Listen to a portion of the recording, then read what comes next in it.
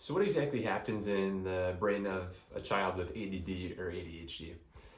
What happens is when the brain develops, really starting in the womb and through the first year or two of life, the right side of the brain actually develops a little bit more than the left side of the brain.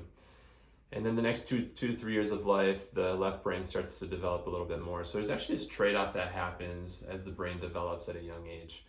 And so typically what will happen in the brain of, again, of an ADD or ADHD kid is the right side of that brain is slower in its development. Something typically happens, whether it's in the womb, during the childbirth process, or those first year or two, maybe 3 years of life, that slows down the development of the right side of that brain. And this is often why we'll see these kids that are, their left brain functions better, they're very, very smart, analytical, and so they tend to do well in classes such as math or science, but they tend to struggle with more right brain focused activities. This might be establishing relationships, learning social cues, and really developing the ability to suppress impulses or improvements in behavior.